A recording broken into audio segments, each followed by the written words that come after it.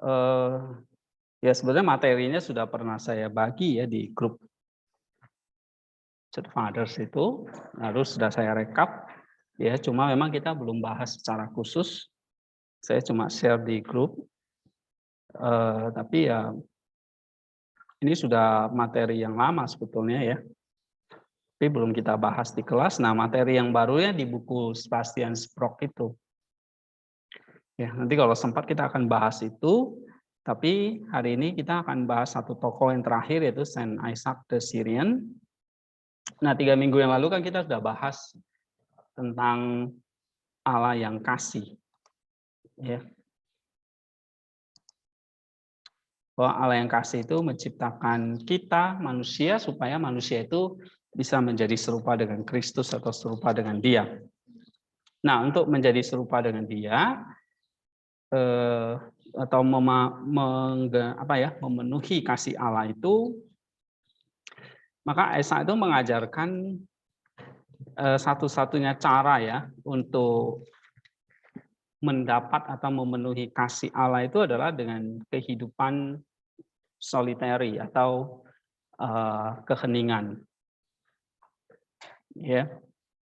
Mengapa? Karena dengan solitary di mana kita punya singleness of heart atau itidaya atau tujuan tunggal yang kita sering sebut sebagai nus yang tunggal atau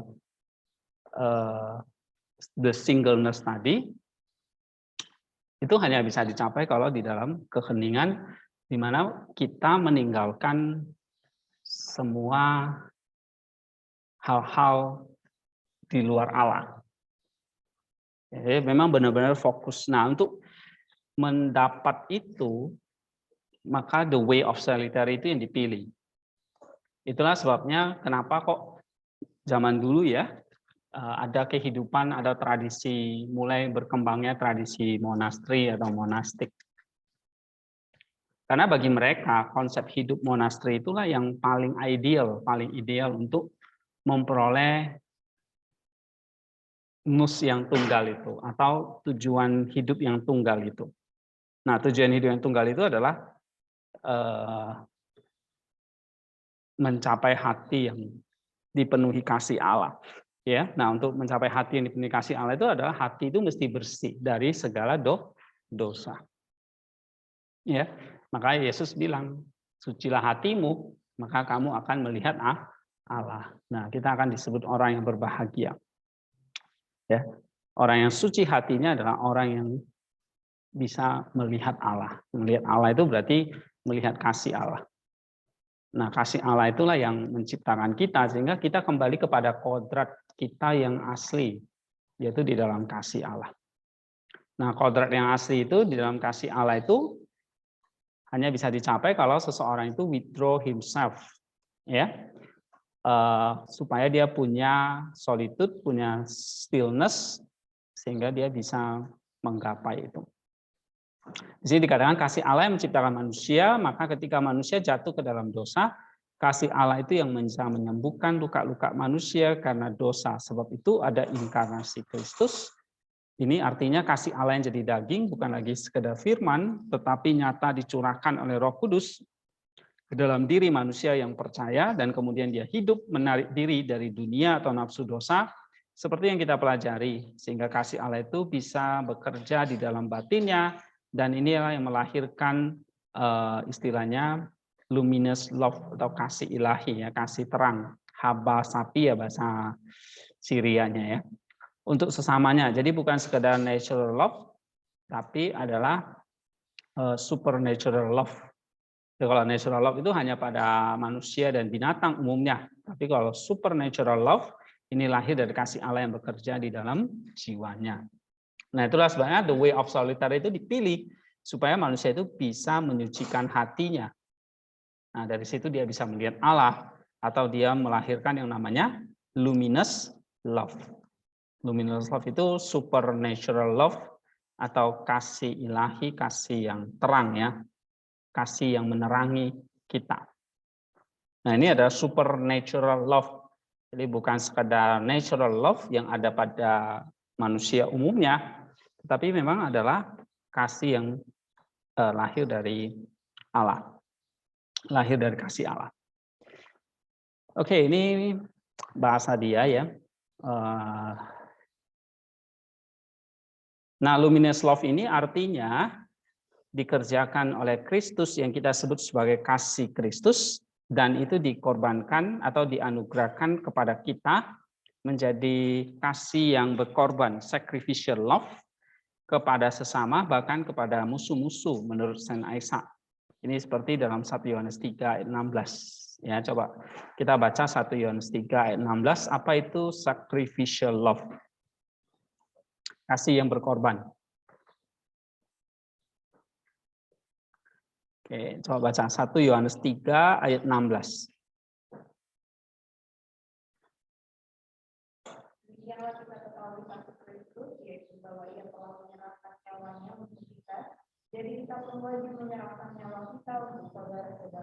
Nah, jadi Esa bilang kasih yang disebut kasih Kristus itulah kasih yang mengorbankan nyawanya. Nah, itulah luminous love itu. Ya, kasih yang lahir karena pengorbanan kepada sesama. Nah, kita dituntut untuk memiliki kasih yang demikian, kasih yang berkorban itu. Oke. Jadi pertama, kasih Kristus atau luminous love itu yang dimiliki oleh Kristus. Ya. Nah, sekarang kasih itu dianugerahkan kepada kita, lalu kita kerjakan kepada sesama kita. Ya, bahkan terhadap musuh-musuh kita. Lalu dia katakan, rejoice with the joyous and with those who weep, for this is the sign of limpid purity, suffer with those who are ill and mourn. Ini terlalu kecil nggak ya? Jadi saya besarin deh ya. Oke. Ya.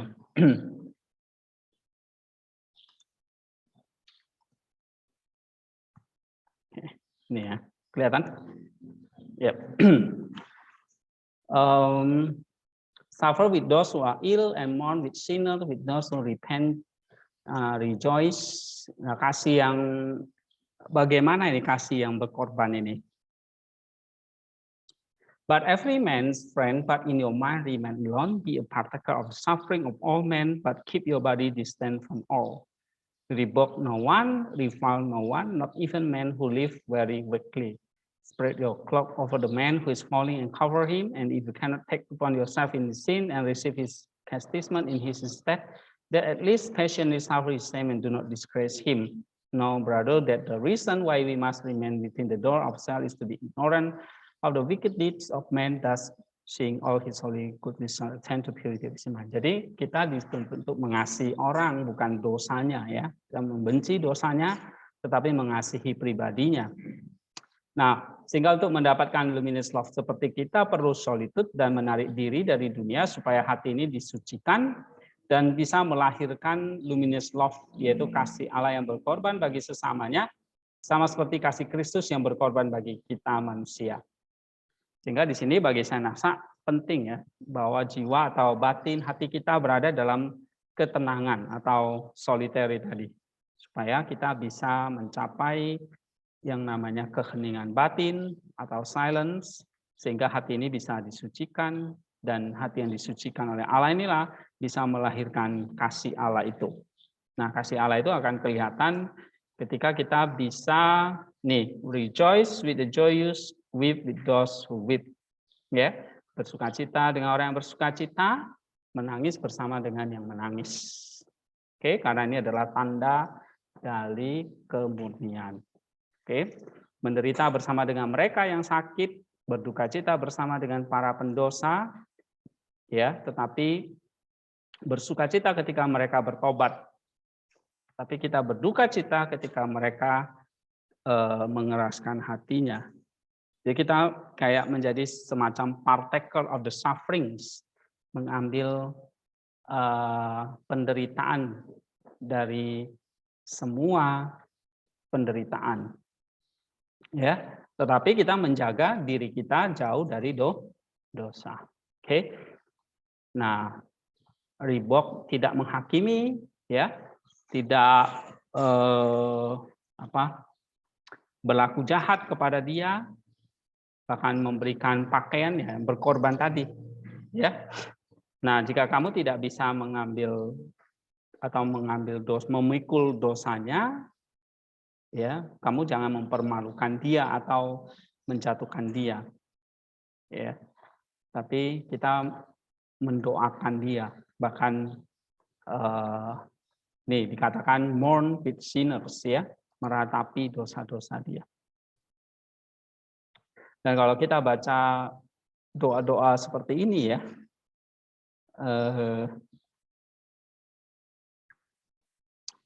misalnya doa-doa dari para bapak gereja lah, ya. Ini selalu doa yang menyucikan hati, ya. Itu ciri khas kalau kita belajar spirituality of the Church Fathers, ya.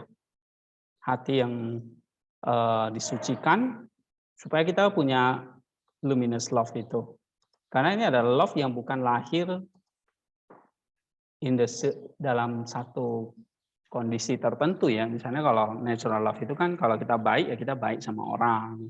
Kalau dia jahat, ya biasanya kita menjauhi atau kita bahkan memusuhi, kan gitu. Nah, itu natural love. Sedangkan di sini luminous love itu harus lahir dari hati yang betul-betul silence, ya, dan itu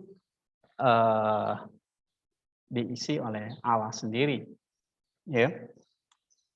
Jadi kalau kita baca dalam Yohanes, coba baca sebentar, ya. Yohanes 14 ayat 23, coba baca.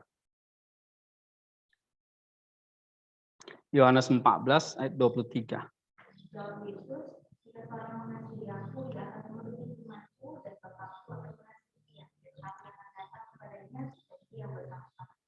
Oke, jadi kalau seseorang mengasihi aku, dia menuruti firman-Ku, bukan hanya itu saja, Bapakku juga akan mengasihinya. Dan kami di situ dikatakan, ya kan? Kami akan datang. Ya kan? Kami akan datang, lalu ngapain? Ya, kalau bahasa aslinya itu membuat tempat tinggal di dalam hatinya. Jadi dia kayak bertabernakel. Ya. Bertabernakel atau membuat tempat tinggal di mana? Di dalam hatinya. Jadi kalau dalam perjanjian Allah itu sering bertabernakel, ya kan? Lalu Kristus bertabernakel di dalam daging manusia. Firman itu jadi daging. Ya, firman itu bertabernakel. Jadi daging seperti kita. Nah, ketika firman itu telah menyucikan dosa-dosa kita, nah sekarang dia baru bisa bertabernakel di dalam hati kita. Itulah yang kita sebut sebagai gereja yang invisible. Ya, gereja bangunan kelihatan, itu gereja yang itu fisik, ya. Kita sebut bangunan gereja, tapi gereja yang sesungguhnya adalah tabernakel Allah itu. Nah, tabernakel Allah itu ada di mana sekarang? Di dalam hati kita, ya. Nah, supaya hati ini disucikan. Nah, bagaimana Allah bisa bertabernakel di dalam hati kita? Dalam Yohanes 14 ayat 23 di situ dikatakan kalau kita punya apa? Kalau kita mengasihi dan menuruti firman, ya. Kalau dia mengasihi aku, maka dia akan menuruti firman-Ku. Dan Bapakku akan mengasihi dan bertabernakel di dalam hatinya. So, artinya Bapak Gereja mengajarkan bagaimana hati ini menjadi tabernakelnya Yesus, tabernakelnya Bapa, atau tabernakelnya Roh Kudus. Maka hati ini perlu disucikan. Nah, bagaimana hati ini bisa disucikan?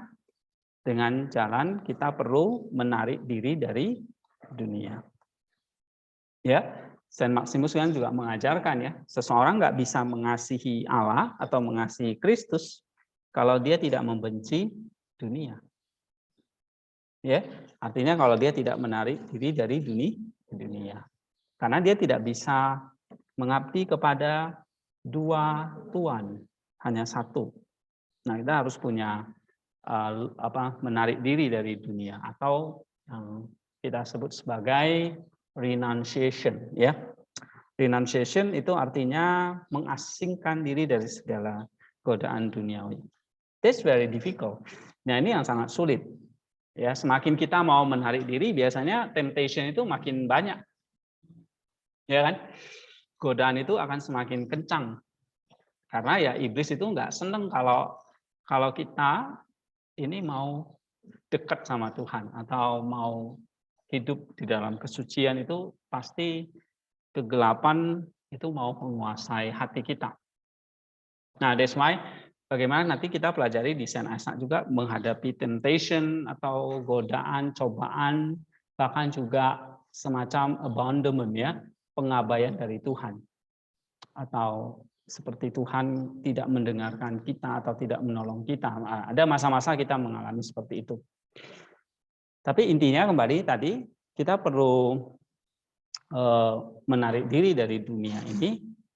Nah, berapa minggu yang lalu kan saya bahas tentang renunciation of the world dari Saint John Climacus. Ada kan? Kalau di grup itu kalian ikuti, saya nggak salah sudah bahas berapa paragraf ya, ada 15 atau 16 paragraf tentang renunciation of the world. Nah, renunciation of the world artinya yaitu kita perlu solitude ini. Ya, menarik diri dari dunia. Nah, apa sih artinya menarik diri dari dunia? Itu adalah bagaimana kita menjaga hati ini tetap murni, tidak tergoda apapun. Ya, supaya Allah itu bisa bertabernakel di dalamnya. Nah, dengan Allah bertabernakel, nah maka kasih Allah itu pasti dicurahkan dalam hati kita. Ya, jadi kalau kita bertanya, kenapa kok saya tidak bisa hidup kudus, tidak bisa mengasihi, sukanya iri, membenci, dan segala macam dosa. Nah, itu karena hati kita belum mencapai yang namanya solitude tadi. Itu jawabannya sebetulnya simple. Hati kita masih belum bisa bertabernakel. Ya. Jadi perkataan Yesus dalam Yohanes 14 ayat 23 itu kita perlu renungkan bahwa Allah bertabernakel dalam diri kita, membuat kemahnya di dalam diri kita, tempat tinggal. Itu kalau hati kita memang sudah bisa solitude. Tapi Pak, bagaimana kalau di dunia yang super sibuk seperti ini? Ya, nah maka idealnya itu adalah mengasingkan diri. Ya, kita memang perlu momen-momen untuk bersolitude. Ya, biasanya manusia itu lebih suka kebisingan daripada keheningan. Ya, saya lihat kalian tuh pagi-pagi aja udah kayak pasar. Oke, lagi suara cange dengan bahasa niasnya saya nggak ngerti ngomong apa, ya. Nah, ya natur kita ya. Nah, stillness ini artinya kita tidak berbicara, tidak bekerja dengan tangan. Berarti kita tidak berbicara, tidak bekerja dengan tangan kita, tidak mendengar kata-kata luar, hanya diam dan berdoa kepada Allah. Dengan kata lain, secara luar jasmani kita benar-benar diam atau rest, dan batin kita diam, menenangkan hati dan berdoa kepada Allah. Itulah sebabnya ada momen atau ada waktu kita berdoa kepada Allah. Jadi berdoa itu adalah satu momen di mana tubuh kita didiamkan, tapi dan hati kita itu juga benar-benar berdoa, ya. Nah, lalu di sini ini agak panjang, saya langsung ini aja ya. Nah, stillness atau silence yang paling sulit itu adalah memang secara jasmani, ya. Misalnya pikiran kita atau mulut kita, tubuh kita sulit sekali diam. Bisa kalau diam 10 menit aja tuh kadang-kadang udah banyak, ya, pikiran kita tuh banyak sekali godaan. Atau tubuh kita mungkin udah capek atau kepingin tidur, ya. Nah, datang yang namanya godaan kemalasan, keletihan, kelesuan, apalagi suka menunda, ya, apa, ketidaktahuan atau kebodohan dan ketidakmautawan. Nah, itu juga, oke. Nah, itu biasanya menghambat kita untuk silence. Ya, maka Isaac mengatakan silence yang paling sulit itu adalah secara jasmani atau outward silence, sehingga kita perlu disiplin, ya. Outward silence membawa kepada inner silence. Jika kita bisa mengalahkan lidah kita, maka dia katakan kita bisa menaklukkan hati kita. Kalau kita bisa mengalahkan kemalasan kita, nah hati kita bisa dimenangkan. Kalau kita bisa mengalahkan outward silence, tubuh kita, maka hati kita bisa dimenangkan. Benar nggak ini? Dia katakan, kalau kita bisa mengalahkan lidah kita, maka kita bisa menaklukkan hati kita. Benar, Cindy? Ngangguk berarti benar ya? Ngangguk itu benar atau ngantuk? Oh, benar. Oke. Oke, dia katakan, if you guard your tongue, my brother, God will give you the gift of compunction of heart. Jadi kalau kita bisa menjaga lidah kita, maka Allah akan memberikan kamu karunia akan compunction of heart. Karunia akan untuk pengendalian akan hati kita. Sehingga kamu bisa melihat kedalaman jiwamu dan kamu bisa masuk ke dalam sukacita spiritual atau sukacita rohani. Tetapi jika lidahmu mengalahkan kamu, maka kamu tidak bisa terlepas dari kegelapan. If you do not have a pure heart, at least have a pure mouth. Jika kamu tidak punya hati yang suci, tapi paling tidak punya mulut yang suci. Maka mulut itu adalah harimau. Atau di sini mulutmu adalah iblis kamu. Ya, godaan bagi kamu. Oke, ada pertanyaan di sini?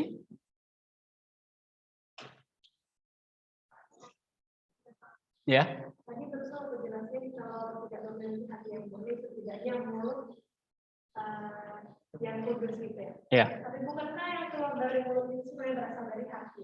Nah, that's the problem. Benar. Ya. Ya, kata-kata kita atau mulut kita itu iya berasal dari dalam.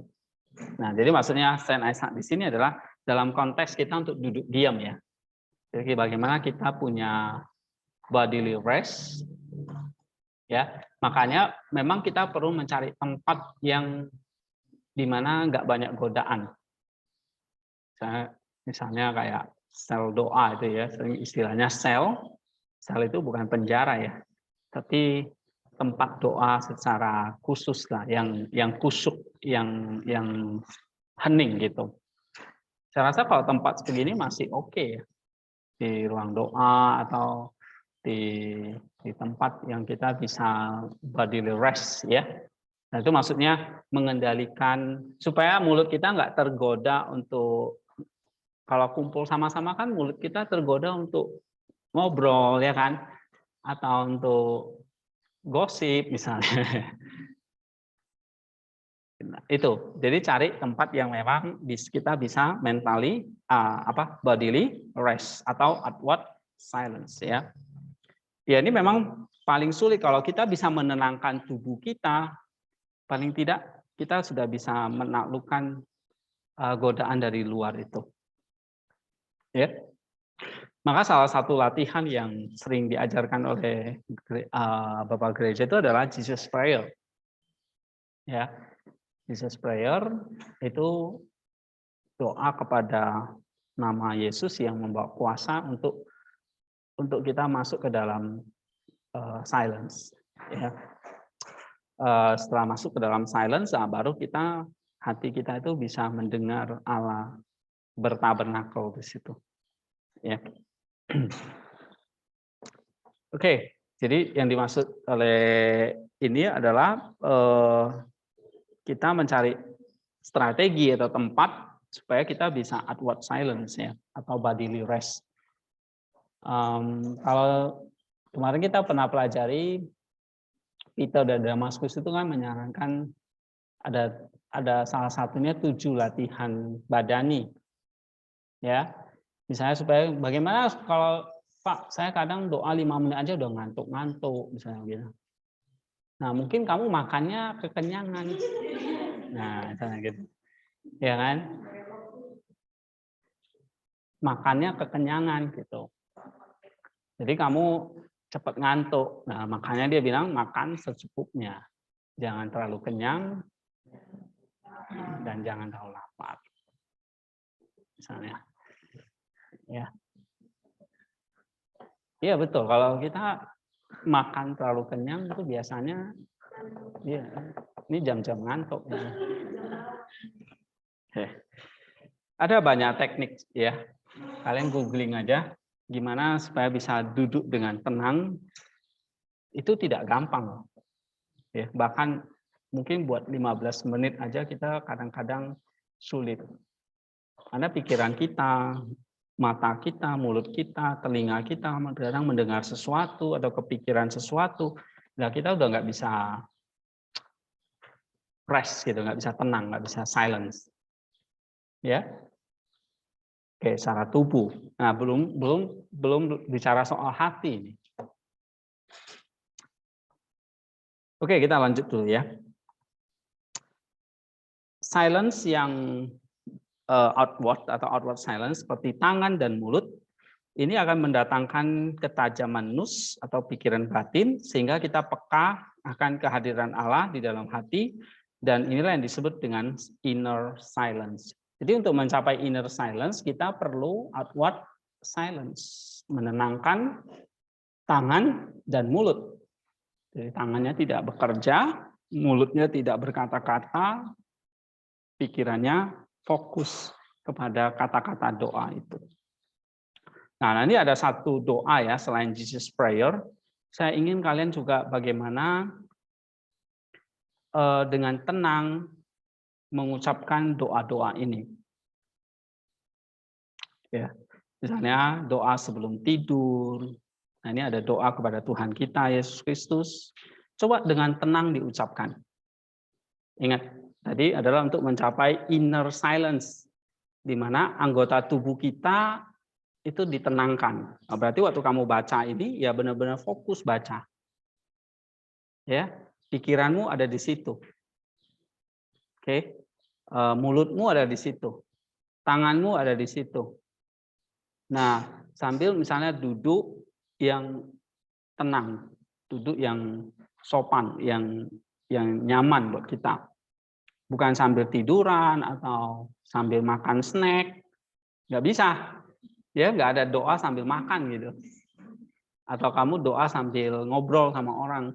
Nggak bisa, karena kita nggak bisa mencapai namanya inner silence. Ya, tapi kalau semua doa kata-kata aja bisa, tapi bukan tujuan kita berdoa di situ. Tujuan kita berdoa, kata Saint Isaac di sini adalah kita bisa masuk ke dalam namanya inner silence, di mana kita peka akan kehadiran Allah di dalam hati ya. So, hati itu saya sering ibaratkan seperti samudra raya atau lautan luas. Di situ bisa tenang, tapi juga bisa berombak sangat kencang. Benar nggak? Jadi kalau kita pernah berlayar di kapal atau di tengah laut gitu ya, laut itu kalau tenang, begitu tenang ya, kayak nggak ada apa-apa di situ. Tapi sekali badai itu bisa datang ya, angin itu bisa datang, dan kita itu seperti mau tenggelam. Nah, that's our heart. Hati kita bisa tenang seperti laut, tapi bergejolak seperti gelombangnya. Ya, nah ketika bergejolak itulah apa yang terjadi ya, karena pikiran kita, tubuh kita itu nggak rest. atau kita khawatir sesuatu, kita lagi banyak pikiran atau banyak stres, ya. Nah, ini kalau kalian banyak stres, rambut tuh bisa cepat putih, ya, rontok dan botak, gitu. Nah, kalau stres nanti kalian belajar doa ini deh, ya. Oke.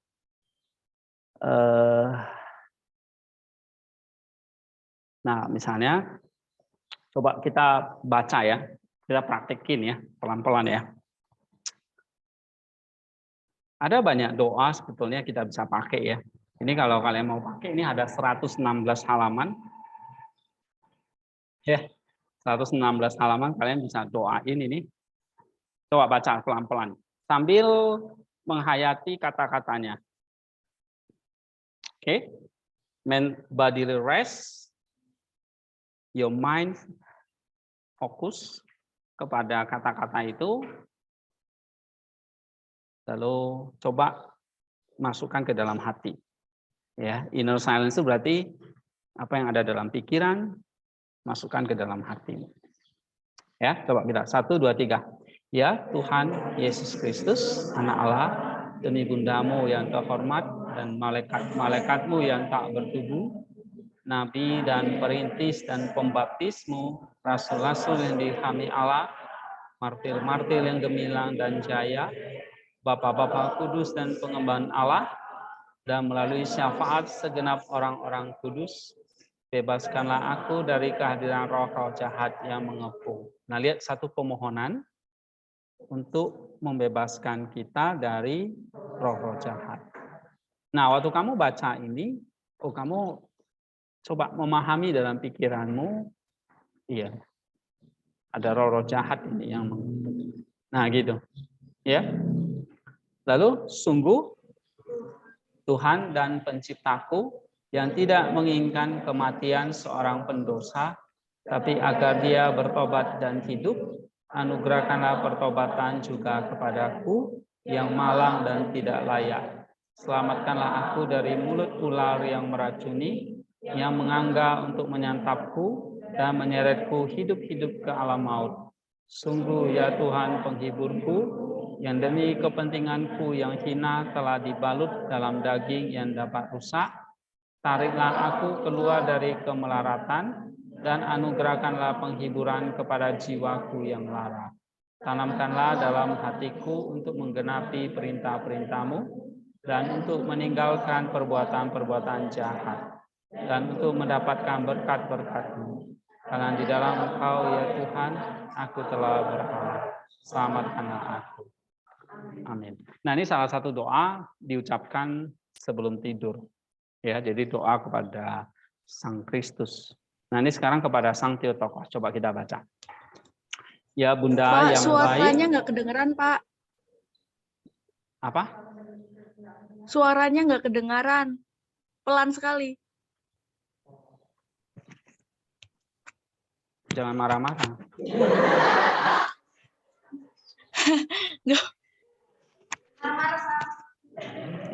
Dari tadi nggak dengar. Baru sih, baru ini. Oke, ya karena kamu marah jadinya. Hah? Belum, Pak. Belum? Ini udah jelas? Kadang sinyalnya ya.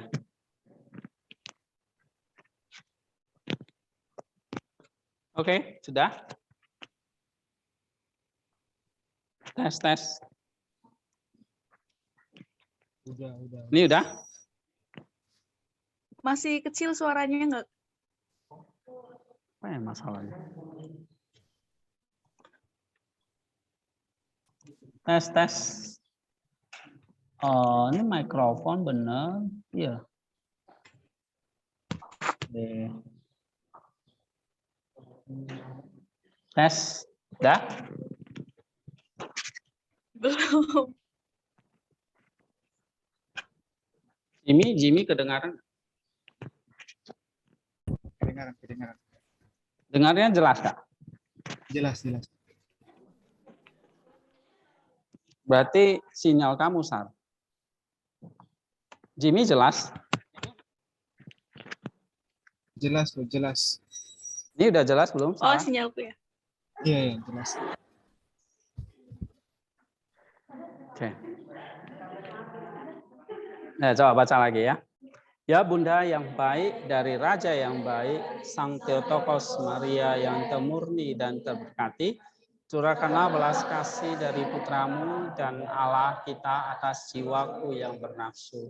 Dan oleh syafaatmu tuntunlah aku kepada perbuatan-perbuatan baik, agar aku boleh melewati sisa waktu hidupku tanpa celah dan memperoleh Firdaus melalui Engkau, ya Theotokos perawan yang satu-satunya murni dan terberkati. Tuh, kamu lihat ada doa ini untuk jiwaku yang bernafsu. Jadi berdoalah, tuntunlah aku pada perbuatan-perbuatan baik. Ya, curahkanlah belas kasih dari putramu dan Allah. Oke, nah doa kepada malaikat penjaga ya.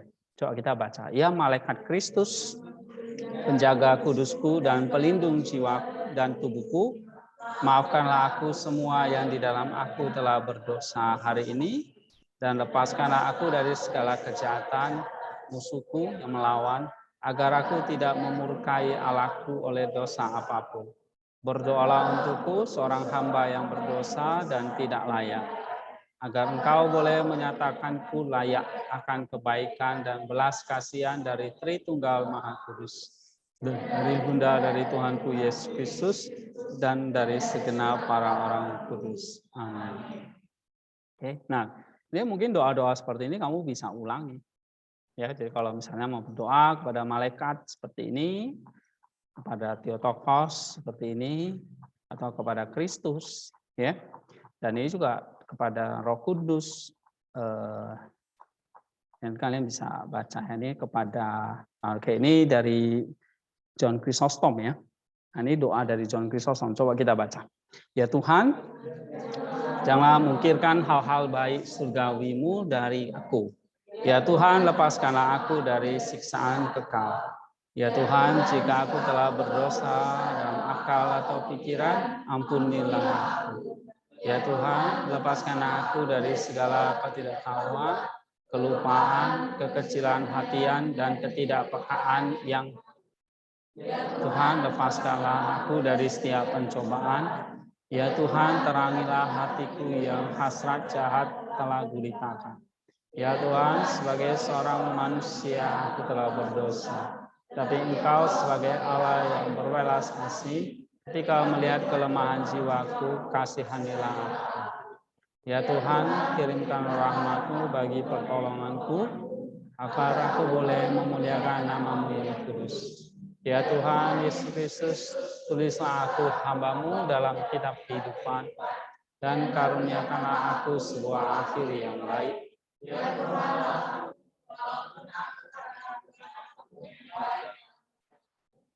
tapi karuniakanlah aku oleh rahmat-Mu untuk menjadikan sebuah permulaan yang baik. Ya Tuhan, percikanlah ke dalam hatiku embun rahmat-Mu. Ya Tuhan, dari surga dan bumi, ingatlah aku hamba-Mu yang berdosa, memalukan dan najis dalam kerajaan-Mu. Amin. Ya Tuhan, ya Tuhan, janganlah tinggalkan aku. Ya Tuhan, jangan menimpa aku ke dalam kecewaan. Ya Tuhan, karuniakan kepada pikiran yang baik. Ya Tuhan, karuniakan aku. Ya Tuhan, ya Tuhan, ya Tuhan, ya Tuhan,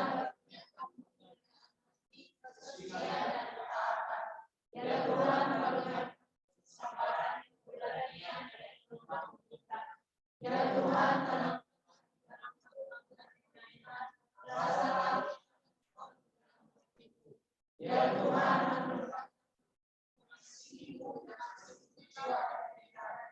dalam segala sesuatu yang diperlakukan kepadaku. Ya Tuhan, lindungilah aku dari orang-orang jahat.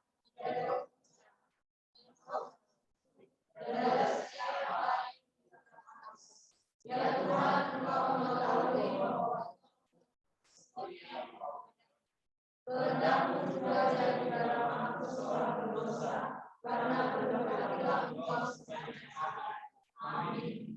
Ini doa-doa permohonan untuk pada intinya apa? Menyucikan hati. Jadi dalam doa-doa seperti ini kita tidak meminta justru hal-hal yang mengenyangkan daging kita. Tapi kita justru bagaimana meminta kesucian hati itu. Ya. Jadi bukan doa yang berpusat kepada hal-hal materi. Ya, di sini ada doa-doa teologi kemakmuran ini. Ya Tuhan berikanlah aku mobil. Ya Tuhan berikanlah aku rumah. Ya Tuhan berikanlah aku. Enggak ada di situ doa-doa seperti itu. Oke. Yang ada apa? Bagaimana mencapai hati yang suci. Nah, untuk itu ada godaan, kita minta pertobatan, ya, kita minta bagaimana mengalahkan pencobaan, bagaimana kita mengingat akan kematian, penyesalan, apalagi mengakui dosa, minta kesucian, ketaatan, kebaikan, rasa takut akan Engkau, kasih, ya, bahkan seluruh jiwa dan pikiran, bagaimana kita bisa melakukan kehendak, itu yang didoakan. Oke. Nah, doa-doa seperti ini saya rasa udah jarang terdengar di gereja. Benar nggak? Ya, doa-doa seperti ini mungkin doa-doa yang jangankan gereja ya, kita sendiri aja jarang gitu. Ya. Nah, ini doa sebelum tidur doang ya. Ada banyak doa-doa permintaan kita. Oke. Nah, ini satu lagi doa kepada Roh Kudus ya. Saya pernah posting itu kemarin. Nah, ini bagus banget dari saya ini ya. Ini Saint Macarius. Ini juga boleh. Ya memang panjang ya. Tapi lah di situ kita melatih tadi outward silence itu. Ya. Nah, ini kepada Sang Roh Kudus. Coba 1, 2, 3. Ya Tuhan Raja Surgawi, penghibur roh kebenaran, tunjukkan welas asih dan kasihlah aku hamba-Mu yang berdosa, dan lepaskan aku dari ketidaklayakanku, dan ampunilah semua yang olehnya aku telah berdosa melawan Engkau hari ini sebagai manusia, dan tidak hanya sebagai manusia, tetapi bahkan lebih buruk daripada seekor binatang. Dosa-dosaku yang disengaja dan tak disengaja, yang ketahuan dan yang tak ketahuan, baik dari masa mudaku atau dari anjuran jahat, atau dari kekurangan ajaran dan kelesuhan.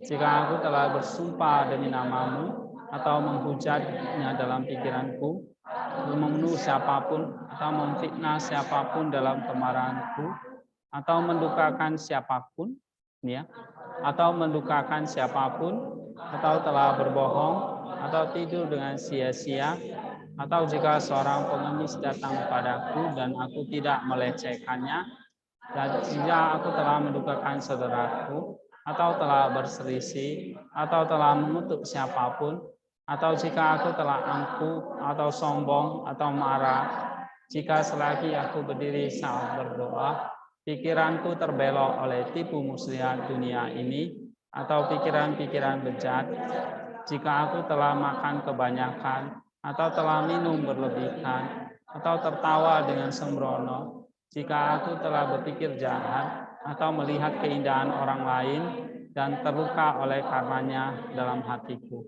jika aku telah mengatakan hal-hal yang tidak pantas, atau mengolok-olok dosa saudaraku, ketika dosa-dosaku sendiri tak terhitung, jika aku telah lalai dalam doa, atau telah melakukan kesalahan lain yang tidak aku ingat.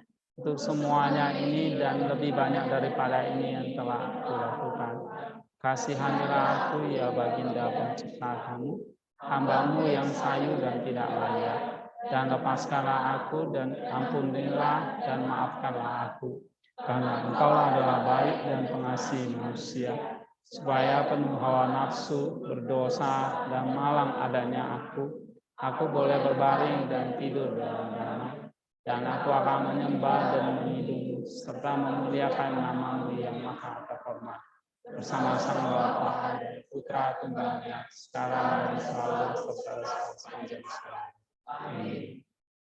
Tuh, panjang nggak doanya? Tapi ini mengingatkan kita akan ada banyak hal yang kita mesti doakan untuk hidup kita. Ya.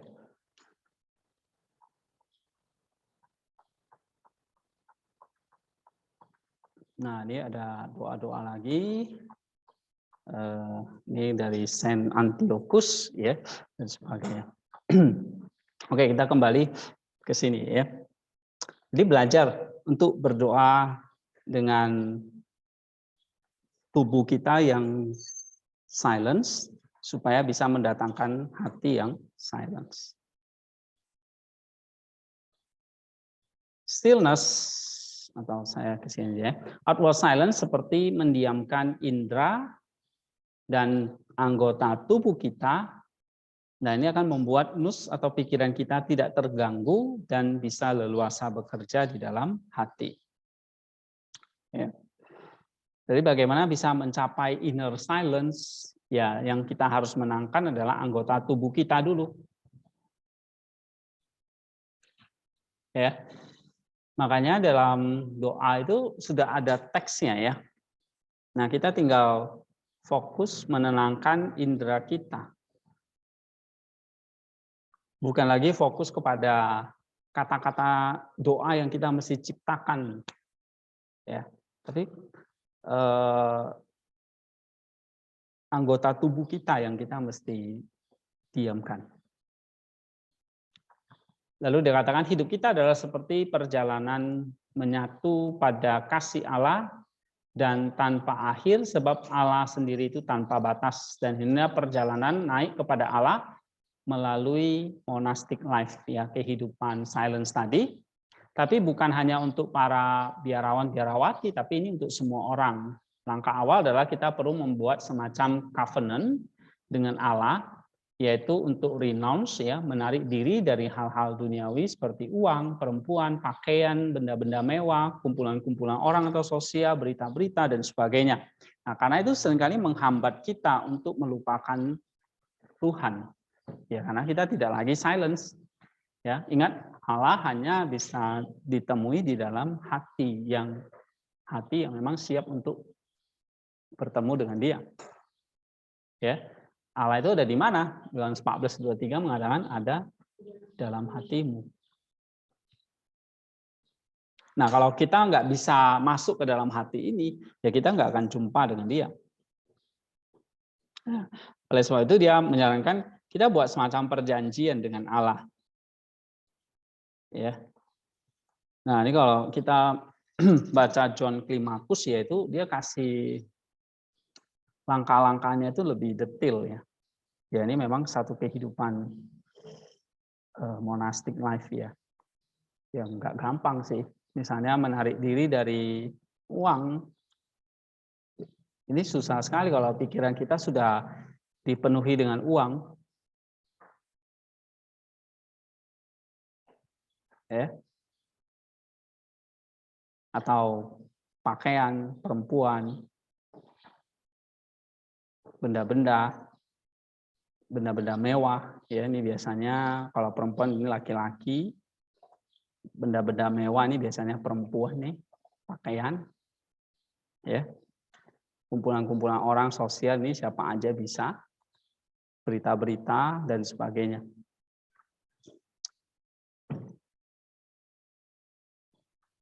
Oke. Kita menjadi umat covenant seperti perjanjian lama, tapi untuk memurnikan jiwa. Ya. Allah bercovenant, berjanji dengan umatnya, sekarang kita berjanji dengan Dia untuk memurnikan jiwa.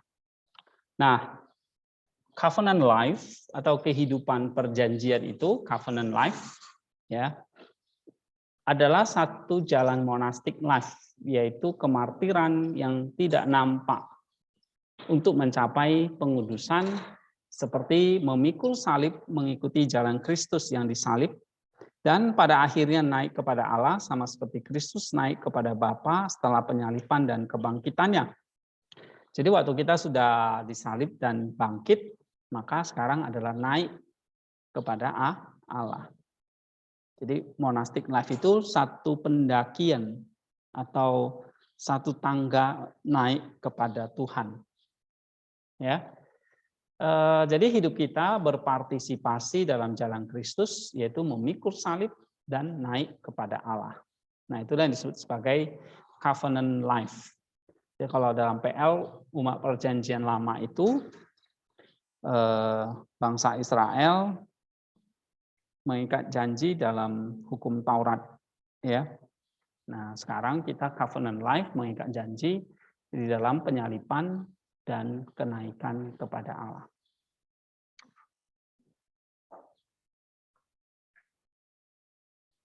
Nah, sekarang kita bahas temptation atau pencobaan, ya.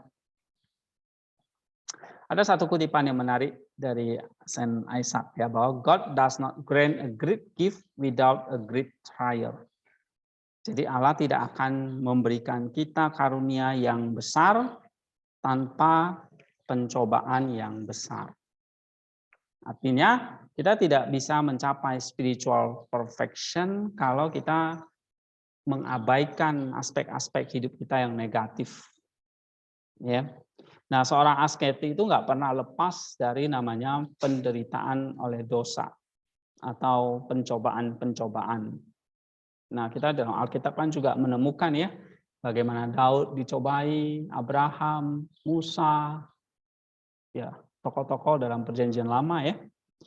Mereka pada akhirnya disebut pahlawan iman karena mereka berhasil mengatasi pencobaan itu.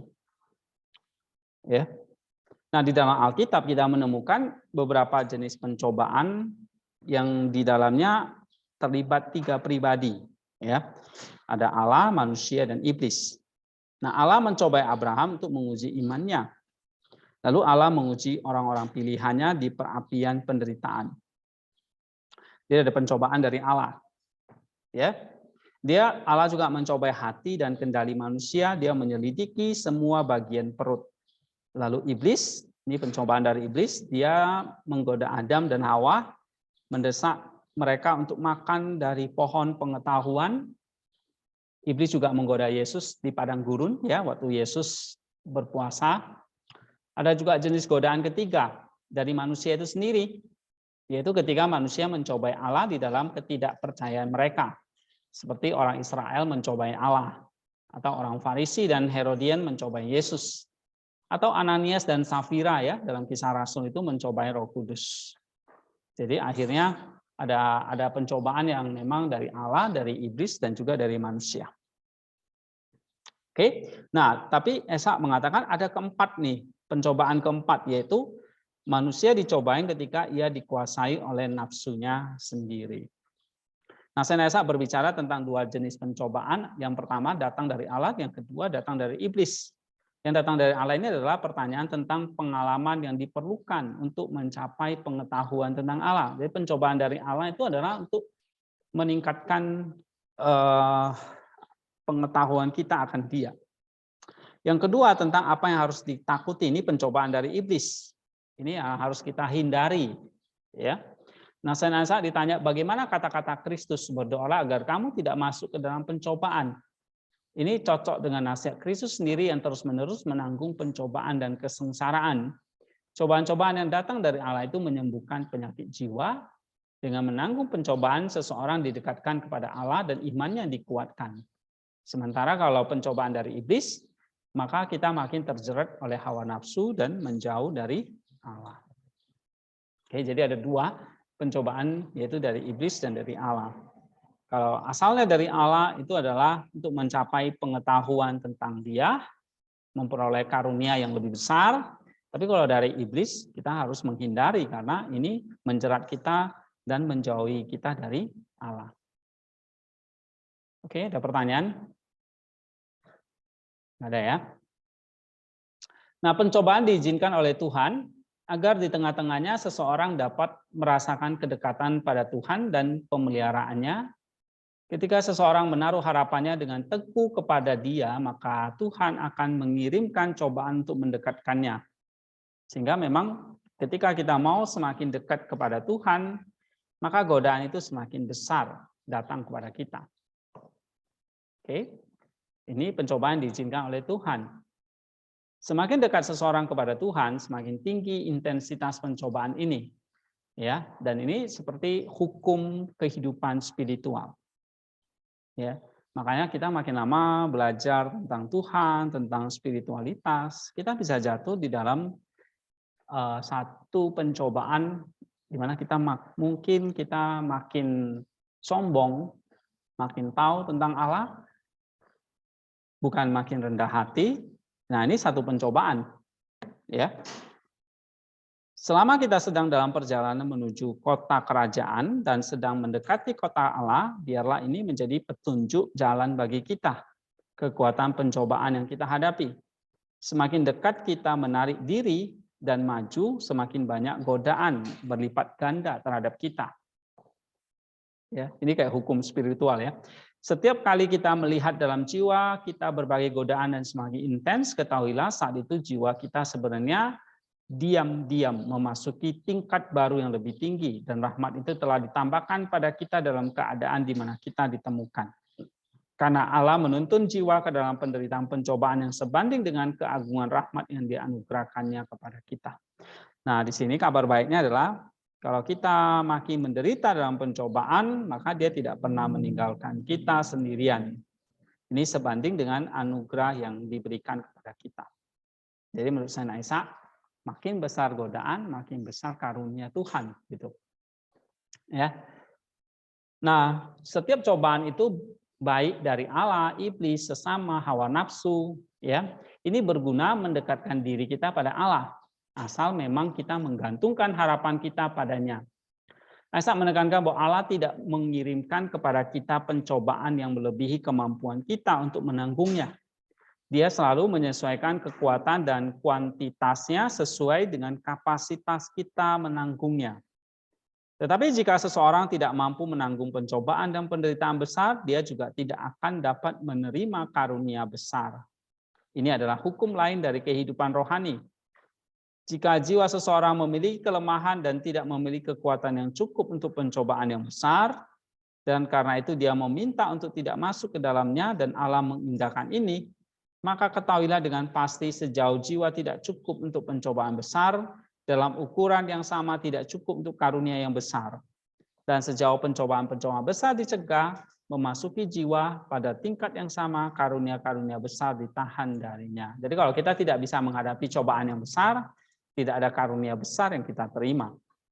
Karena Tuhan tidak memberikan karunia yang besar tanpa pencobaan yang besar.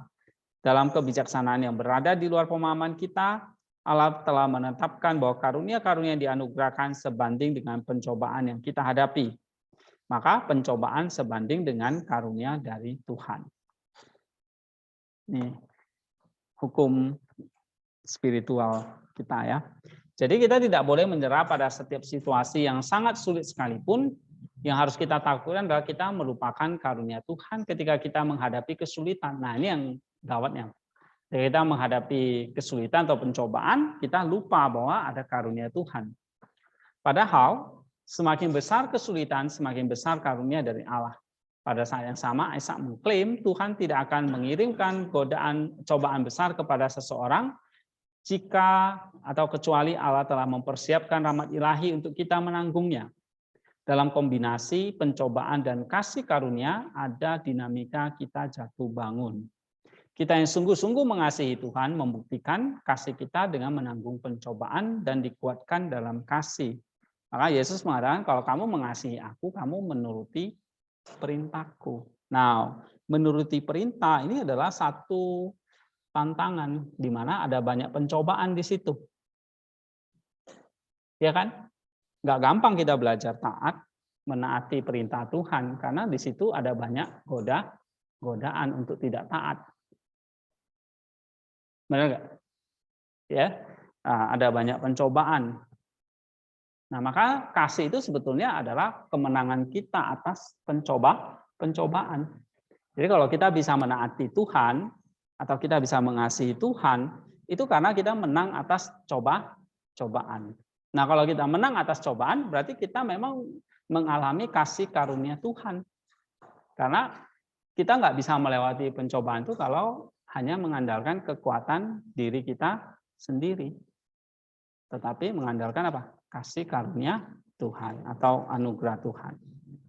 Ya. Jadi kalau kita sedang menanggung pencobaan, anggaplah itu seperti semacam pemurnian akan diri kita. Benar nggak kita itu sebetulnya mengasihi Tuhan atau tidak?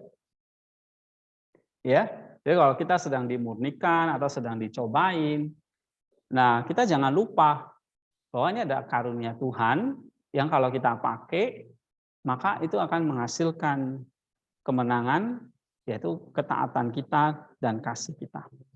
So, kasih itu adalah hasil dari kemenangan kita atas pencobaan. Jadi tidak ada kasih, tidak ada ketaatan, tidak mungkin. Tidak ada kasih, tidak ada ketaatan kalau tidak ada pencobaan. Pencobaan pasti ada. Ya. Nah, kalau kita bilang saya mau mengasihi Tuhan, tapi saya tidak mau taat, ya itu nggak mungkin. Atau kita mengatakan saya mau taat kepada Tuhan, tapi saya tidak mau adanya cobaan. Nah, itu juga nggak mungkin. Ya. Atau kamu berdoa singkirkan pencobaan ya Tuhan. Nah, Tuhan justru kasih pencobaan itu lebih banyak. Gitu. Ya. Nah, maka kita sering mengatakan dalam doa Bapa kami ya. Apa itu bunyi yang lepaskanlah aku dari yang si jahat. Nah, kita memohon kepada Tuhan supaya kita terlepas dari si jahat. Karena si jahat pasti selalu ada. Godaan, cobaan itu pasti selalu ada. Dan kita nggak bisa singkirin, ya. Oke, sebaliknya kita yang tidak mengasihi Tuhan, maka ketika menghadapi pencobaan akan jatuh seperti sampah karena menyerah pada musuh. Ini kata Senesa. Mereka meninggalkan medan pertempuran yang syarat dengan rasa bersalah, baik karena kelemahan pikiran atau karena kesombongan. Nah, pencobaan dari Allah dan iblis dapat bermanfaat bagi kita untuk membuktikan kasih kita kepada Tuhan. Ishak mengundang setiap orang Kristen untuk mempersiapkan dirinya menanggung pencobaan. Tanpa pencobaan maka tidak ada yang bisa membuat kita maju dalam kebajikan. Kapanpun kita ingin memulai satu pekerjaan baik, pertama-tama persiapkan diri kita untuk pencobaan yang akan menimpa kita. Apakah itu kemalasan, uang, seks, dan lain-lain. Dan jangan meragukan kebenarannya. Karena ini sudah menjadi kebiasaan si musuh. Setiap kali dia melihat seseorang memulai cara hidup yang baik dengan iman yang kuat, maka dia untuk menghadapi, dia akan memberikan kita berbagai macam godaan yang menakutkan. Bukankah si musuh kita memiliki kekuatan seperti itu? Karena pada saat itu tidak ada seorang pun yang dapat berbuat baik, tetapi seperti yang telah kita pelajari dari Ayub, saya bilang persiapkan diri kita untuk menghadapi pencobaan. Jadi kita harus punya persiapan diri, pasti pencobaan itu akan datang. Oke, ada pertanyaan? Nah, pencobaan itu bisa datang dari apa yang kita miliki, uang, kemalasan, seks, dan sebagainya. Ya.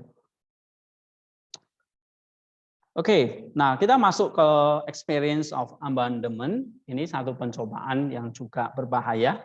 Ya, satu pengalaman kita merasa terabaikan atau diabaikan oleh Tuhan. Nah, biasanya dalam kehidupan asketis atau kehidupan rohani, ini salah satu dosa yang mengerikan. Ya, Ishak menggambarkan kehidupan asketis dan rohani kita itu seperti fluktuasi konstan antara pertolongan Allah, kelemahan manusia, kehadiran Allah, tapi juga ada pengabaian atau abandonment dari Allah. Jadi ada pasang surut spiritual kita. Dan kita sering menggambarkan ada saatnya kita kayak main layangan ya. Spiritual itu ada saatnya kita tarik, tapi ada saatnya kita ulur. Ya. Jadi ada pasang surut. Nah, ada saat kita mengalami pertolongan Allah, tapi sisi lain kita mengalami kelemahan. Ada kehadiran Allah, tapi kayak ada absen ya. Allah itu absen dari hidup kita. Nah Allah itu absen atau abandonment itu adalah masa-masa yang sangat sulit bagi seseorang. Kita bisa lihat kisah Ayub sebetulnya. Itu adalah masa-masa dia bukan hanya menderita, secara fisik ya, mengalami kelemahan baik fisik dan jiwanya, tapi nampaknya Allah itu mengabaikan dia. Benar ya? Abandonment. Ini satu periode pengabaian, bahkan kita bisa mengatakan, Esa mengatakan ini pembusukan spiritual. Ya. Tapi dia mengatakan justru masa-masa pengabaian itu diperlukan.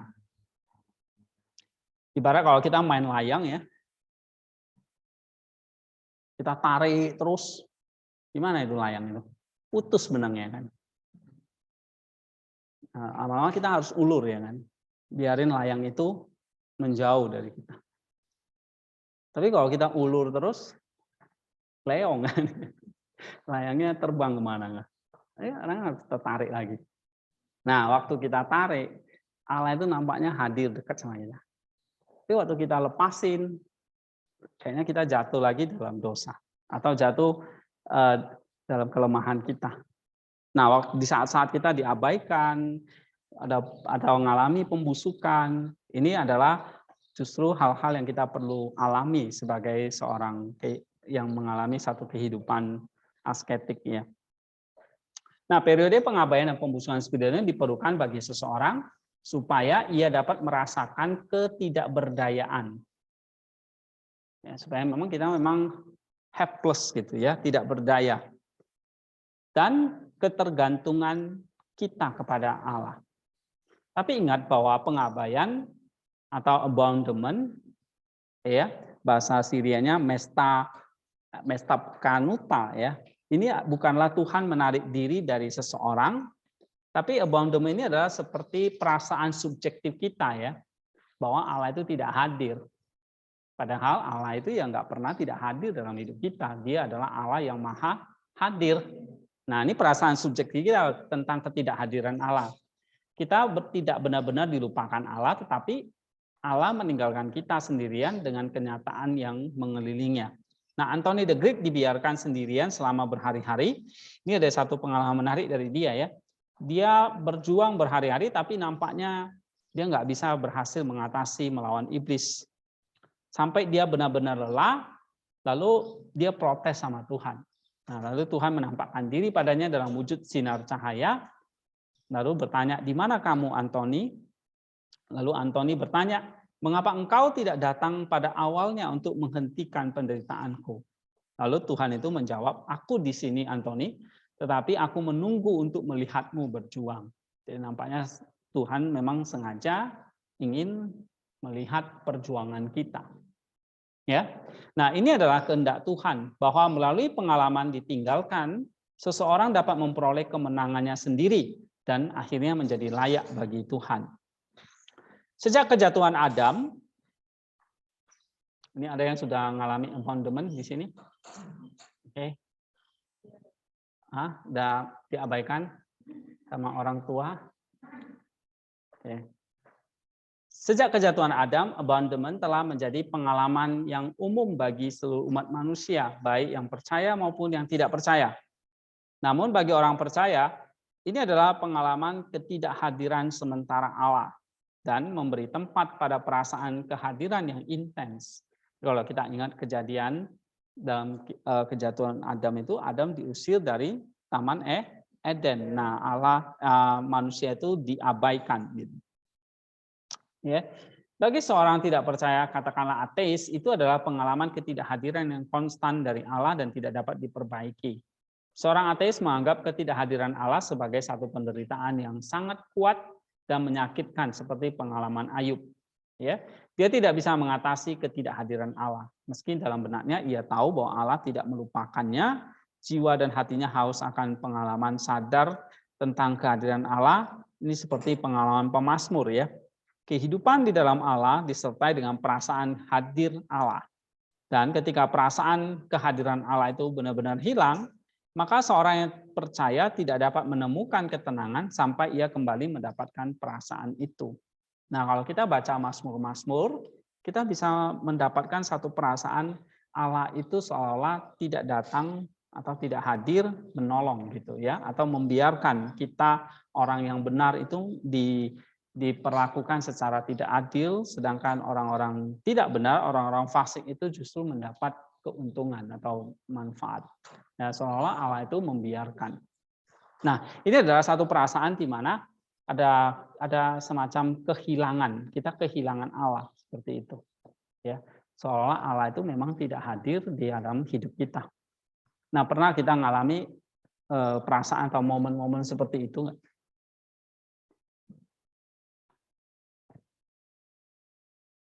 Perasaan abandonment, perasaan subjektif kita sih, bahwa kita seperti terhilang gitu, atau kita merasa kita tidak dapat merasakan kehadiran Allah.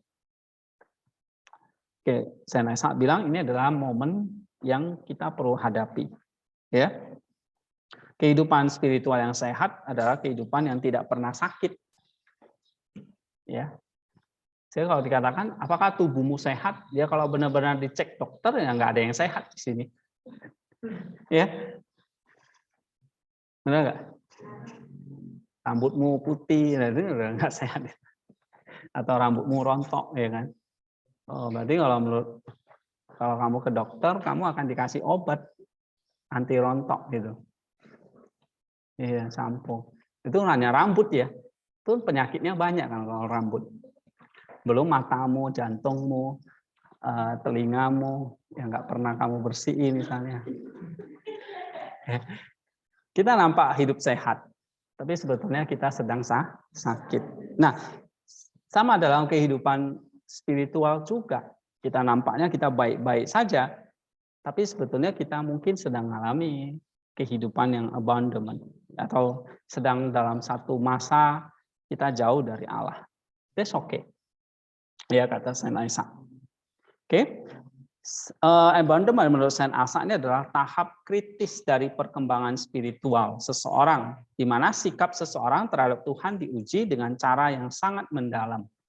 Ya, jadi seperti yang saya katakan tadi, tidak ada spiritual yang sehat, semuanya adalah spiritual yang sakit.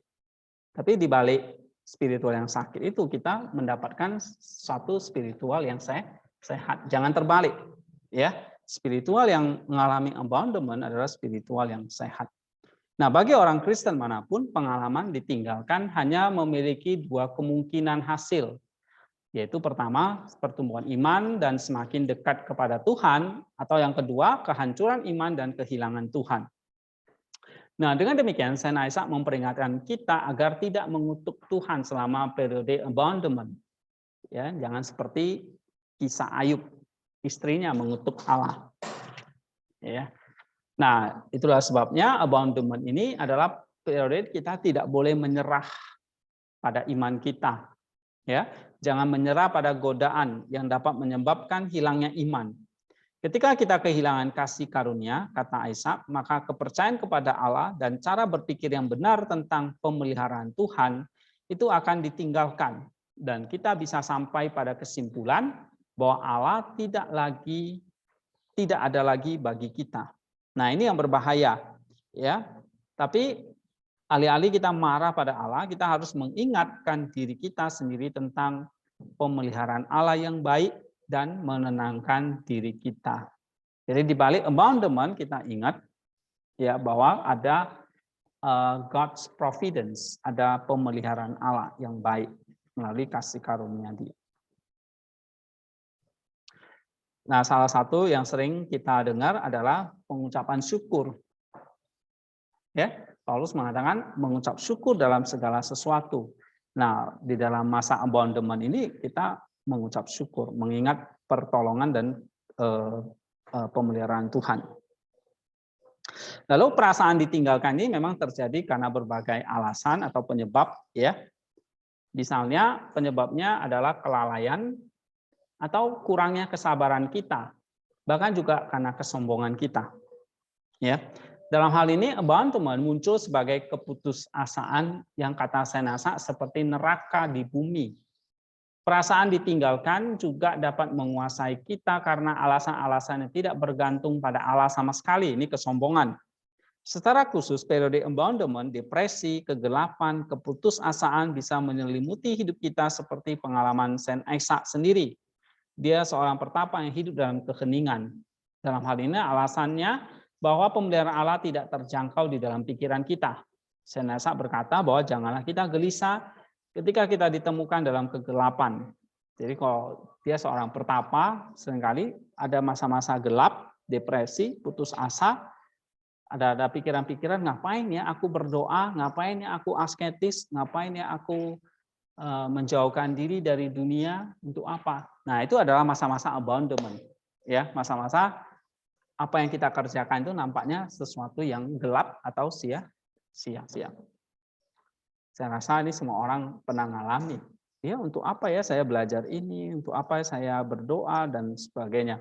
Jadi ada semacam periode gelisah atau kegelapan ya yang kita alami. Nah, tapi Isaac mengatakan, tetapi anggaplah ini adalah momen sebagai satu kesempatan Allah bisa memelihara kita.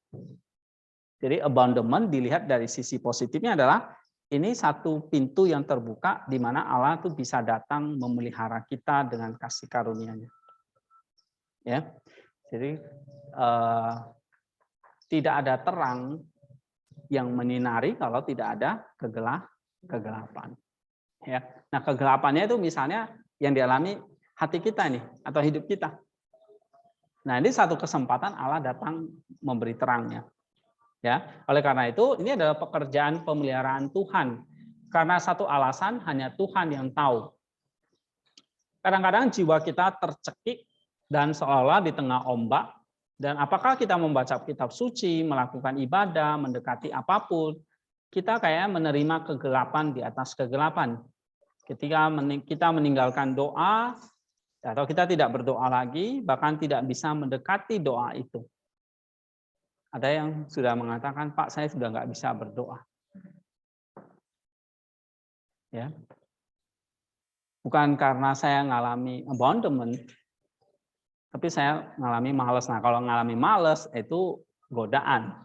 Tapi kalau kita mendekati Allah, tapi sampai kita tidak bisa berdoa, kita meninggalkan doa. Nah, kita mengasuki satu periode yang lebih dari godaan, yaitu abandonment. Ya, kita sama sekali tidak dapat percaya bahwa perubahan akan terjadi dan bahwa kita akan tetap damai. Saat ini ada yang penuh dengan keputusasaan dan ketakutan, harapan pada Allah dan penghiburan iman sama sekali terhapus dari jiwa, dan jiwa kita sepenuhnya dan seluruhnya dipenuhi keraguan dan ketakutan. Ada kalian yang mengalami? Mungkin belum ya, karena kalian masih enjoy saja. Nothing tulus. Ya. Atau ini jiwa-jiwa yang sudah tua ini. Usia masih muda nih. Jangan-jangan jiwanya sudah abandonment. Oke, lalu lanjut Saint Isaac mengatakan Tuhan tidak meninggalkan jiwa dalam keadaan abandonment ini dalam jangka yang lama. Selama periode putus asa, perubahan yang menjadi lebih baik akan terjadi. Jadi selalu ada pelangi setelah hujan. Ya. Selalu ada ombak, selalu ada ketenangan setelah ada ombak gitu ya.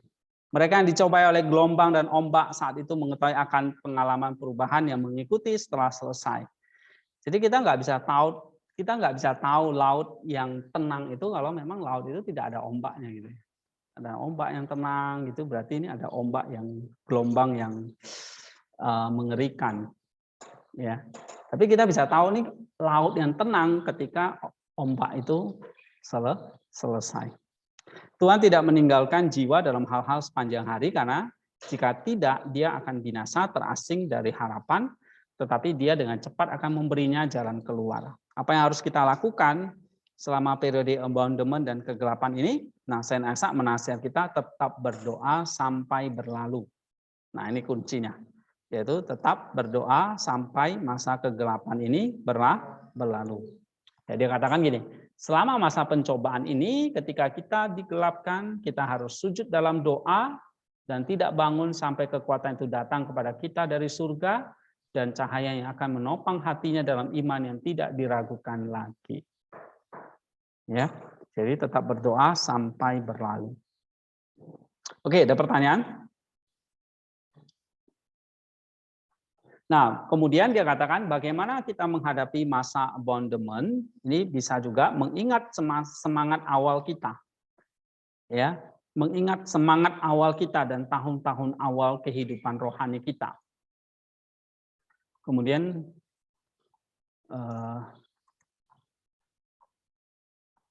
nih,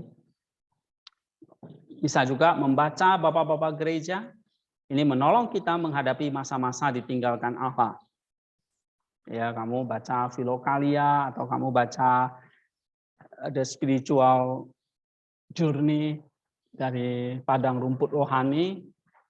Saya pernah, bukan spiritual ya, Spiritual Meadow, Padang Rumput. Ya, Padang Rumput Rohani ya, Spiritual Meadow. Atau kamu bisa membaca The Spiritual Pilgrim, perjalanan seorang musafir.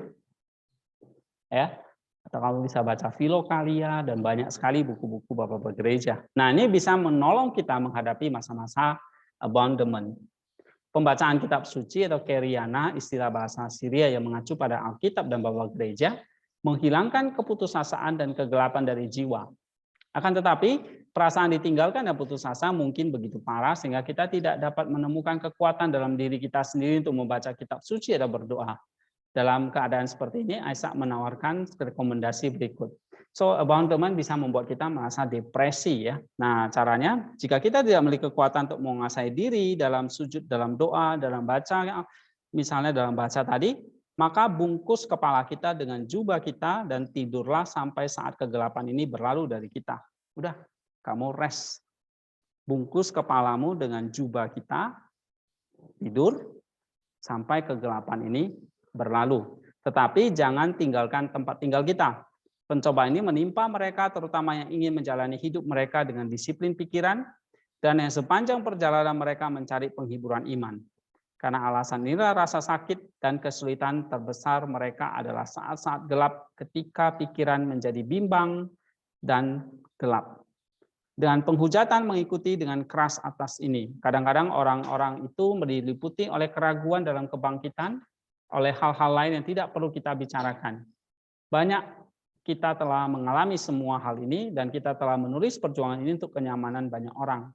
Berbahagialah dia yang dengan sabar menanggung hal-hal ini dalam pintu sel doanya. Setelah itu seperti yang dikatakan tetua, dia akan mencapai tempat tinggal yang megah dan kuat. Kemudian pada saat yang sama, lanjut Saint Isaac, tidak mungkin untuk membebaskan diri sepenuhnya dari masa kegelapan dan abandonment, dan untuk mencapai istirahat yang sempurna dalam kehidupan roh duniawi ini. Variasi masa kegelapan dan terang adalah ciri khas kehidupan orang yang menyendiri sampai saat kematiannya. Terkadang cobaan, terkadang penghiburan. Kita terus dalam hal-hal sampai kita meninggal. Dalam hidup ini kita tidak boleh berharap untuk menerima kebebasan yang sempurna dari perjuangan ini atau untuk menerima penghiburan yang sempurna. Jadi memang pencobaan abandonment ini ya, apakah akan ada masa-masa berlalunya? Iya, tetapi tidak permanen, akan selalu datang lagi. Terkadang cobaan, terkadang penghiburan. Jadi silih berganti begitu ya. Seperti laut yang tenang, lalu berombak lagi, tenang, berombak lagi, seperti itu. Siapa yang tinggal di pantai? Pagi biasanya laut itu tenang ya.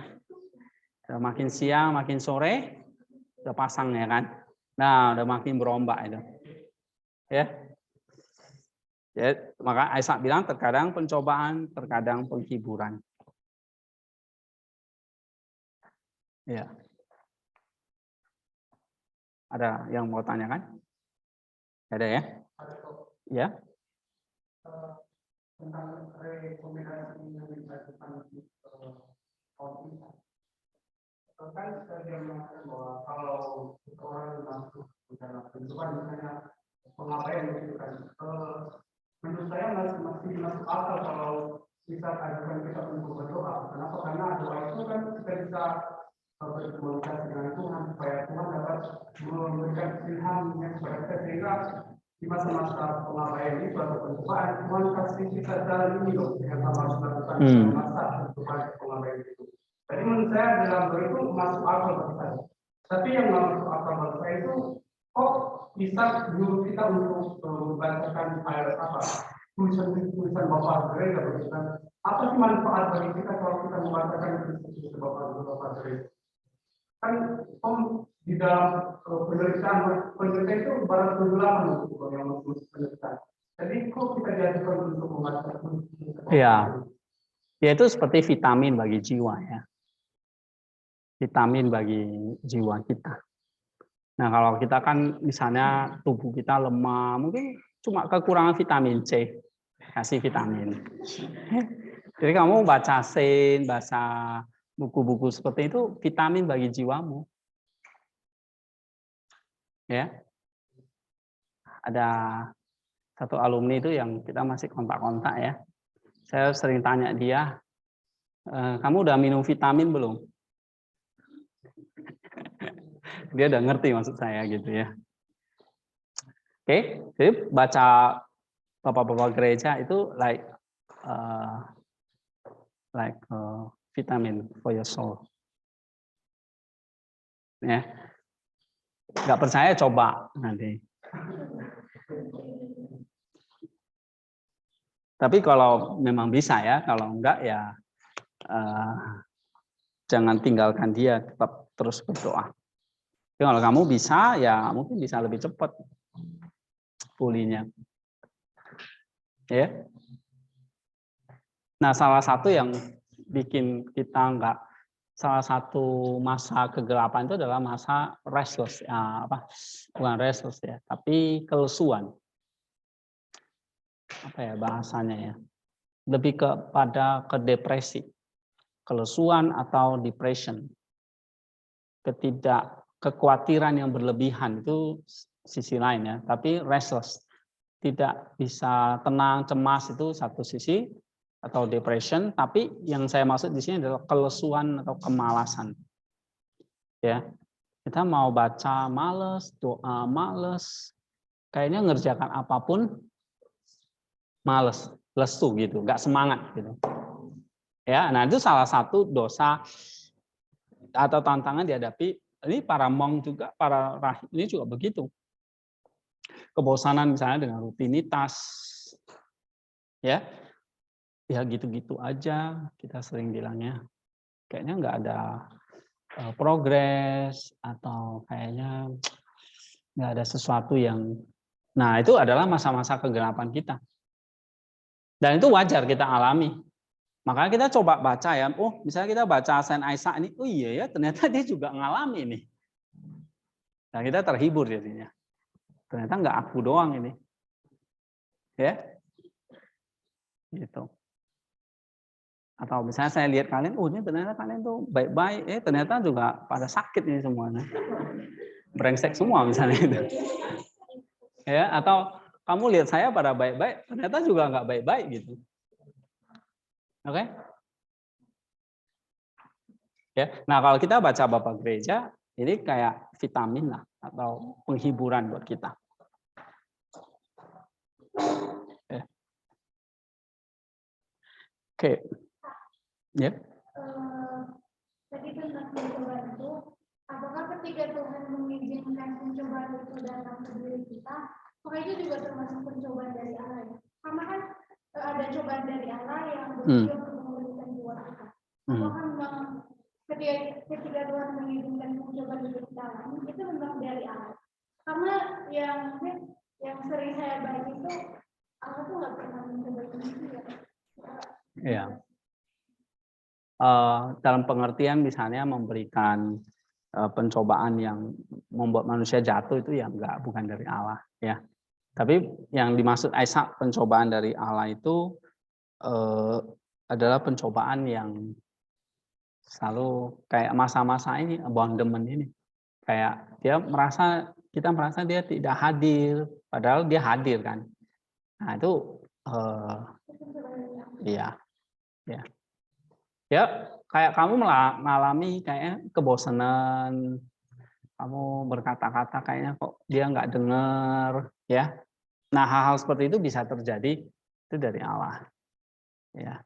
Tapi kalau buat kamu misalnya pencobaan satu sisi ada pencobaan dari iblis, ya, ada bisikan-bisikan yang jahat, jangan berdoa, nggak usah baca kitab suci, misalnya itu ada godaan-godaan bisikan itu dari iblis. Ya, tapi dari Allah Ya, contoh tadi kan apa ya, misalnya dari Allah itu ya. Ya, seperti Abraham,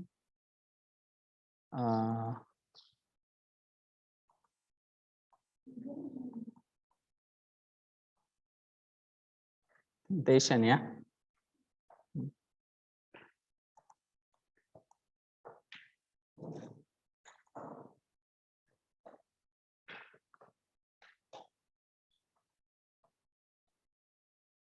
Nih ya. Ada yang dari Allah dan juga dari iblis. Bukan ini.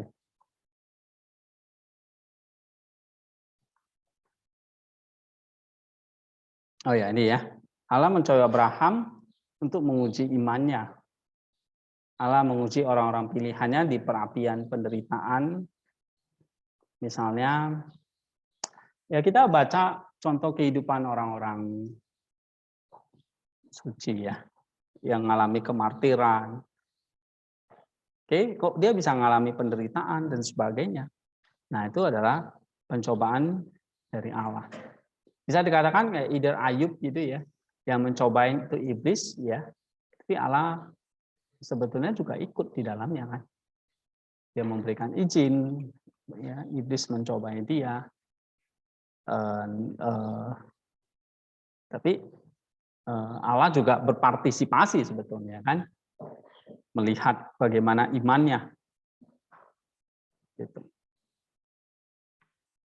Ya. Nah, ini bisa Allah menguji orang-orang pilihannya di perapian penderitaan.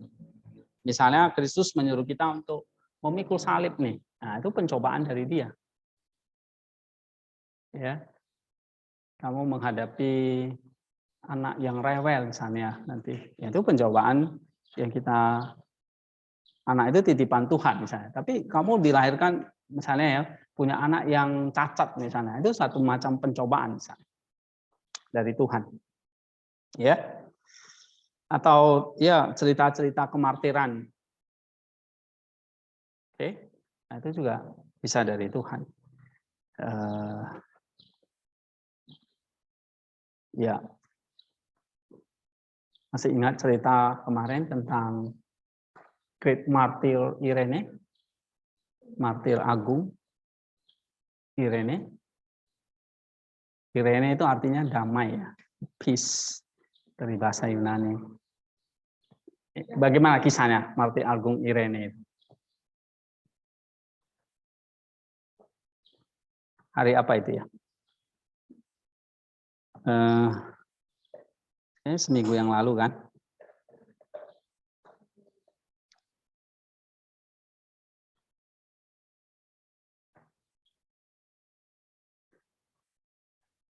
Itu tanggal 4 hari yang lalu ya. Ya, minggu lalu ya. Nah, apa yang dia hadapi Irene itu?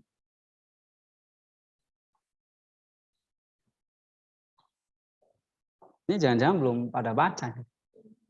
Udah kan? Gimana kisah hidupnya?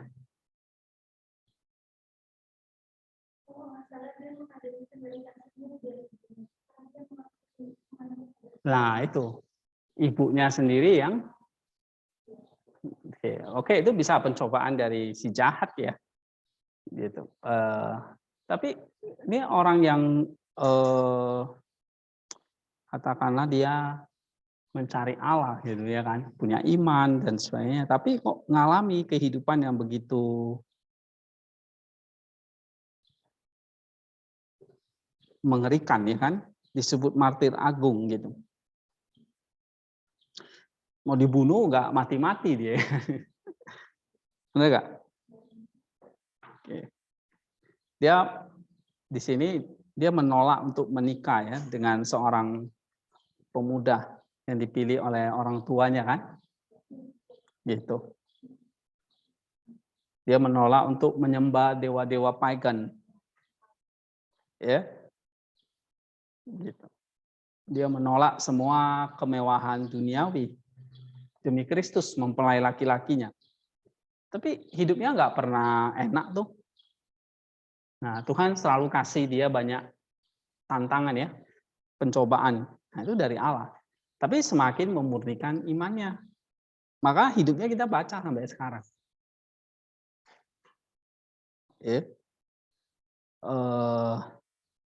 Dia lahir dari keluarga yang pagan ya, yang penyembah berhala. Tapi ya dia bisa percaya kepada Kristus ya. Lalu dia sendiri kan mana ini ya?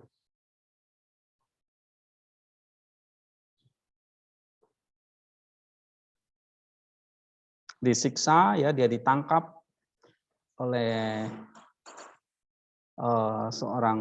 oleh gubernur bernama apa? Sedekias. Ya.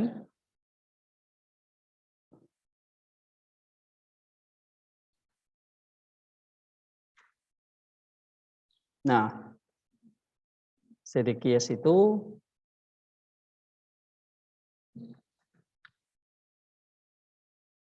tapi ketika dia ditangkap ya,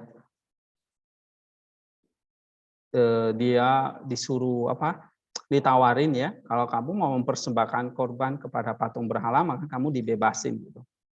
Nah, Saint Irene itu dengan kukuh mengakui imannya di hadapan pejabat itu, tidak takut akan murkanya, dan dia bersiap untuk menjalani penderitaan bagi Kristus. Padahal lagi memberitakan Injil, tapi hidupnya menderita. Ya. Lalu dia ditangkap, dilemparkan ke dalam lubang yang penuh dengan ular berbisa. Ya, dia menghabiskan di situ 10 hari, tapi enggak terluka. Karena malaikat Tuhan melindunginya dan membawakan dia makanan. Oke. Nah, Sedekias menganggap kejadian ini sebagai sihir. Malah justru bukan mukjizat ya, tapi sihir. Akhirnya disiksa lagi lebih hebat. Ya. Nah, tapi di bawah pengaruh khotbah dan mukjizatnya makin banyak orang yang bertobat kepada Kristus. Nah, kamu lihat kenapa kok Allah memberikan dia banyak cobaan. Nah, itu bisa jadi pencobaan dari Allah. Ya. Ini yang disebut dengan Allah menguji orang-orang pilihannya di perapian penderitaan. Oke. Jadi menarik ya cerita dari Saint Irene ini. Nah, kalau kita baca misalnya seminggu lalu ada Pelagia. Ya kan? Pelagia dari Tarsus. Apa pencobaan yang dia alami? Pelagia itu lahir di kota Tarsus. Ya, orang tuanya bukan orang Kristen, dia atau penyembah berhala. Ya, tapi dari keluarga yang kaya dan terhormat. Nah, suatu saat ya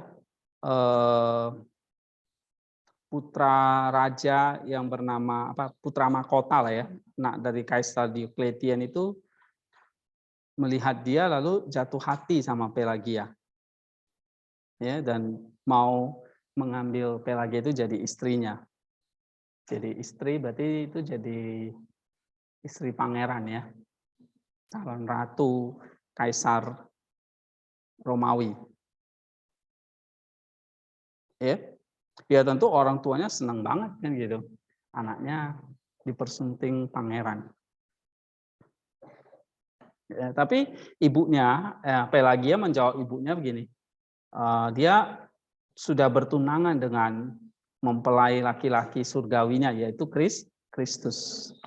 Nah, lalu dia melarikan diri dari putra mahkota yang sombong itu dan ibunya yang jahat. Ya. Lalu Pelagia mencari dan menemukan uskup Linus namanya. Ini seorang imam yang terkenal karena kekudusannya. Nah, dia mengajar Pelagia dalam iman Kristen lalu membaptisnya. Kemudian Pelagia memberikan pakaiannya yang mewah dan kekayaannya yang banyak, lalu pulang ke rumah dan mengaku kepada ibunya bahwa dia sudah dibaptis. Mengenai hal ini dan kehilangan semua harapan bahwa dia akan mendapat perawan suci ini untuk istrinya, putra mahkota itu menikam dirinya sendiri dengan pedang dan meninggal. Jadi calon suaminya ini bunuh diri gitu. Nah, lalu ibu yang jahat ini lapor kepada kaisar, ya, dan dia serahkan anaknya kepada kaisar Diocletian namanya. Ya. Nah, melihat ini kaisar itu kagum pada kecantikan Pelagia, ya, dan justru mau mengambil Pelagia itu jadi istrinya, kaisar ini. Nah, Pelagia tetap teguh dalam imannya, ya, tapi kaisar menghukum dia dibakar hidup-hidup.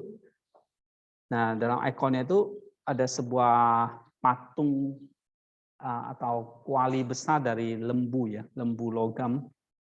Terus di situ Pelagia itu dimasukkan ke dalam pembakaran itu, ya, dari logam itu, ya, dan di situ dia menderita kematiran. Ya.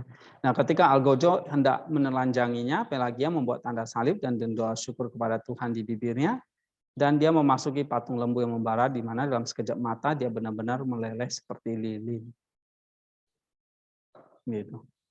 Oke, luar biasa, ya. Saint Pelagia dari Tarsus.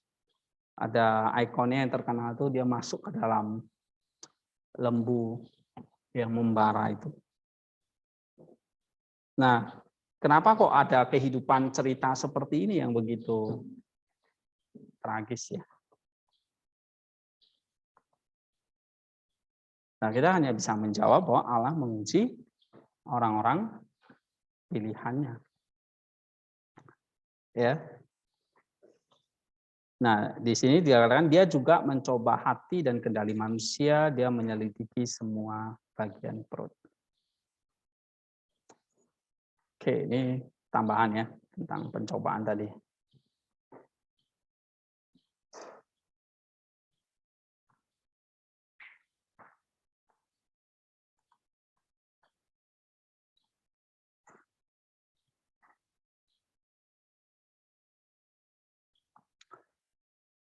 Oke, jika kita tidak memiliki kekuatan untuk menguasai diri sendiri dan sujud doa, maka bungkus ini sudah, ya.